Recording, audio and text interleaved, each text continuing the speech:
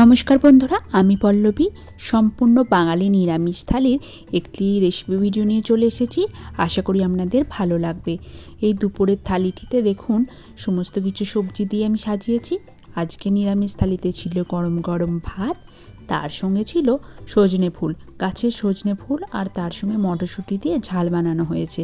কাঁচা লঙ্কা সর্ষে বাটা দিয়ে এই ঝালটা খেতে খুবই সুস্বাদু হয়।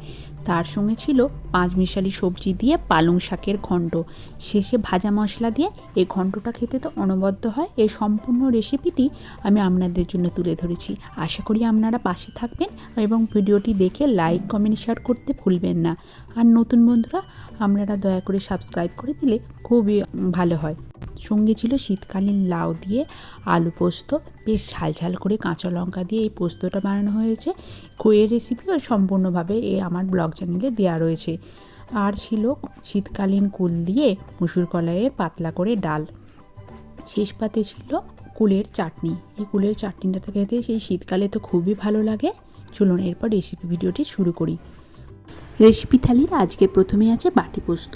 কাঁচা পোস্ত বেটে নিয়ে তাতে কিছুটা পরিমাণ সর্ষের তেল আর নুন দিয়ে দেখুন গ্যাসের ওপর বসিয়ে দিয়েছি লো ফ্লেমে। মিনিট 2-3 জন্য ফুটিয়ে নিলেই বাটি পোস্ত রেডি হয়ে যাবে। তার সঙ্গে ছিল সজনে ফুলের ঝাল। এটা যেহেতু আগে বানানো হয়ে গিয়েছিল সেই জন্য আমি এই রেসিপিটা শেয়ার করতে পারলাম না। এরপর রেসিপি দেখুন পালং শাকের ঘন্ট।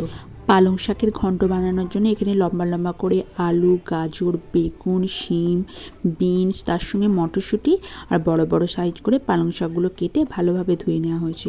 তারপর কড়াইয়ে প্রায় 5 টেবিল স্পুন পর্যন্ত সরষের তেল গরম করে নিয়েছি। তাতে দিয়ে দিয়েছি 5 ফোড়ন, শুকনো লঙ্কা আর তেজপাতা। সেগুলোকে ভালো করে নেড়ে চেড়ে ভেজে নেওয়ার পর এই সমস্ত সবজিগুলো দিয়ে দিচ্ছি, পালং শাকটা বাদ দিয়ে। এটাকে একদম নুন না দিয়ে ভালো করে হাই ফ্লেমে মিনিট 5-10 জন্য ভেজে নিতে হবে, যাতে গায়ে একটা ভাজা ভাজা দাগ চলে আসে। দেখতে পাচ্ছেন একদম হাই ফ্লেমে নেড়ে চেড়ে আমি এটা ভেজে নিচ্ছি, যাতে ভালোভাবে ভাজা হয়ে যায়, কিন্তু কোনো একটা সাইডও যাতে ভাজা থেকে বাদ না পড়ে। একটা সাইড আমি ভাজতে দিলাম, আরও মিনিট 2 পর আবার এটাকে নেড়ে চেড়ে বাকি সাইডটা ভেজে নেব। এই সময় ঢাকনা দেওয়ার প্রয়োজন নেই, তাহলে যদিও সবজিগুলো সেদ্ধ হয়ে যাবে কিন্তু ভাজা ভাজা ভালো রকম হবে না। দেখুন ভালোভাবে নেড়ে চেড়ে আমি সবজিটাকে ভেজে নিচ্ছি। সবজিটা যতক্ষণ ভাজা হচ্ছে চলুন আমরা মশলাটা রেডি করে নিই। বাটা মশলা এখানে রয়েছে জিরে, শুকনো লঙ্কা আর তার সঙ্গে কিছুটা পরিমাণ আদা। এটাতে একদম সুন্দরভাবে বেটে নেওয়া হয়েছে। তার সঙ্গে মিক্স করে দিলাম এখানেও রয়েছে 1 টেবিল চামচ মতো হলুদ গুঁড়ো, তার সঙ্গে রয়েছে 1/2 টেবিল চামচ মতো ধনে গুঁড়ো। এইটাকে ভালোভাবে মিক্স করে আমাদেরকে বাটা মশলাটা রেডি করে রেখে দিতে হবে।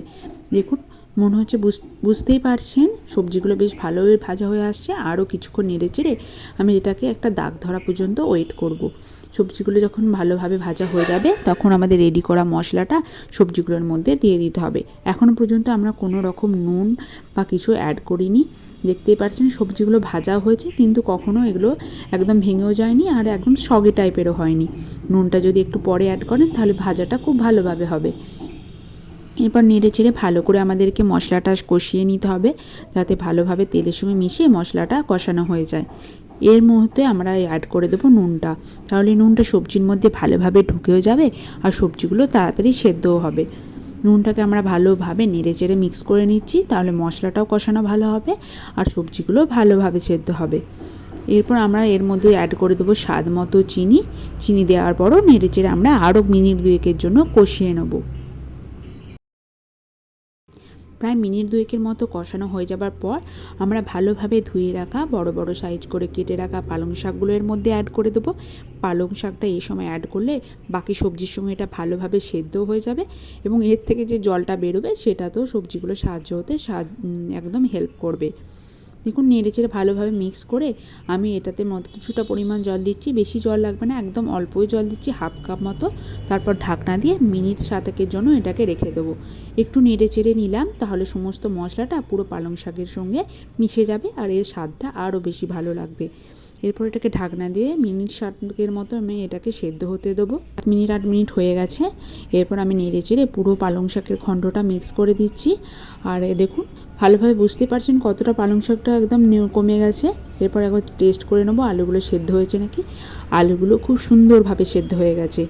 আরও কিছুক্ষণ দেখুন আমি এটাকে নেড়ে চেড়ে নিলাম। তারপর ওপর থেকে ছড়িয়ে দিলাম কিছুটা পরিমাণে ভাজা মশলা।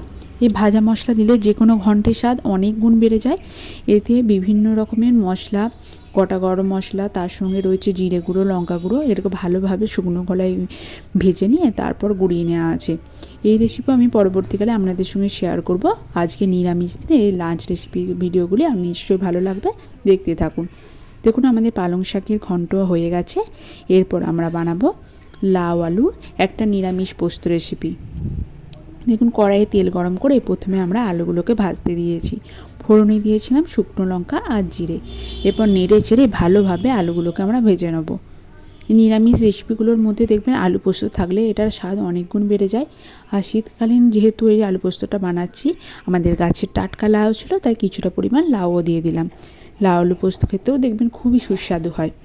এরপর দেখুন নেড়ে চেড়ে নেওয়ার পর কিছুটা ভাজা হয়ে গেলে আমরা এর মধ্যে অ্যাড করে দিয়েছি ডুমো ডুমো করে কেটে রাখা লাউগুলো। এরপর নেড়ে ছেড়ে কিছুক্ষণ আরও মিনিট দুয়েকের জন্য এটা ভেজে নেবো। লাউ যদিও ভাজার প্রয়োজন পড়ে না, কিন্তু এর কাঁচা গন্ধটা যেহেতু এটা থাকে, সেটা নেড়ে চেড়ে নিলে গন্ধটা চলে যাবে। এরপর এর মধ্যে দেখুন ভালোভাবে ভাজা হয়ে গেছে। এরপর অ্যাড করে দেবো কিছুটা পরিমাণে জল।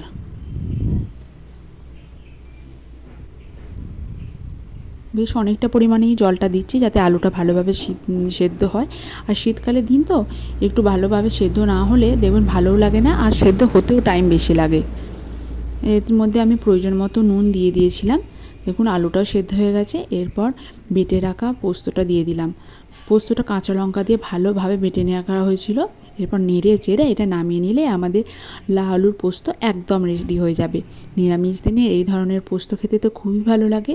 গরম ভাতে টক ডাল দিয়ে যে কোনো পোস্ত দেখবেন দারুণ সুস্বাদু হয়। আর নিরামিষ রেসিপিতে তো পোস্ত একদম অনবদ্য। এরপর আমরা বানিয়ে নেব নেক্সট রেসিপি কুলের ডাল। কুলের ডাল বানানোর জন্য দেখুন প্রথমেই ডালটাকে আমরা সেদ্ধ করে নিয়েছিলাম প্রেসার কুকারে আলাদাভাবে। তারপর কড়াইয়ে তেল গরম করে 5 ফোড়ন দিয়ে দিয়েছি। তারপর ফাটিয়ে কুলগুলো দিয়ে দিলাম। এগুলো টোকো কুল, বেশি দেওয়ার প্রয়োজন নেই। গোটা 5-6 দিলে পুরো ডালটা একদম টক হয়ে যাবে। এটাকে একসঙ্গে আমি এটা সেদ্ধও করে নিই, যেহেতু এটা কাঁচা পাকা কুল, তাহলে একটু কড়াইয়ের মধ্যে দিলে এটা সেদ্ধ হয়ে যায় ভালোভাবে। এরপর অ্যাড করে দিলাম প্রয়োজন মতো হলুদ। এরপর নাড়িয়ে চাড়িয়ে এটাকে একসঙ্গে মিক্স করে দিলাম। তারপর সেদ্ধ করে রাখা ডালটা কড়াইয়ের মধ্যে আমরা অ্যাড করে দেবো। এই সময় একটু খেয়াল রাখবেন, যদি ফ্লেম হাইতে থাকে তাহলে এটা ফুটে উঠতে পারে, তাই সবসময় খেয়াল রাখবেন যখন এর মধ্যে আপনারা ডালটা অ্যাড করবেন। আরও কিছুটা পরিমাণে জল আমি প্রেসার কুকারে জল দিয়ে ধুয়ে এর মধ্যে অ্যাড করে দিলাম। আমাদের ডালও রেডি হয়ে গেছে। নেক্সট রেসিপি হলো কুলের চাটনি। কুলের চাটনি বানানোর জন্য দেখুন কুলটাকে ভালো করে ধুয়ে ফাটিয়ে এটাকে কিছুক্ষণ ভিজিয়ে রাখা হয়েছিল। তারপর কড়াইতে তেল গরম করে কুলটাকে দিয়ে দেওয়া হয়েছে। নেড়ে ছেড়ে কিছুক্ষণ এটাকে করার পর ভাজিয়ে নেওয়ার পর তার মধ্যে অ্যাড করে দেওয়া হয়েছে প্রয়োজন মতো গুড়। এরপর এটাকে মিনিট 10 মতো ফুটিয়ে নিতে হবে। যেহেতু টোকো কুল একটু তো টকটক হবে, তাই গুড় বা চিনি যে কোনো পরিমাণ বেশি লাগবে। আমরা কিছুটা পরিমাণ দিয়েছি গুড়, আর তার সঙ্গে দিয়ে দিলাম কিছুটা পরিমাণ চিনি। এতে মনে হয় আমাদের খেতে ভালো লাগে, আর ওই কালো কালো ভাবটাও একটু কম হয়। দেখুন এরপর একটু আরও কিছুক্ষণ আমরা ওয়েট করব, যাতে চিনিটা গলে ভালোভাবে এটা ফুটে ওঠে। হাই ফ্লেমে রেখেছি পুরো টাইমটা। দেখুন আমাদের কুলটাও ভালোভাবে ফুটে উঠেছে, আর প্রায় মিনিট 7 হয়েও গেছে। এরপর এটা সেদ্ধ হয়ে গেছে। এরপর নেড়ে ছেড়ে আর মিনিট 2 মতো ফুটিয়ে নামিয়ে নিলে আমাদের কুলের চাটনিও রেডি হয়ে যাবে।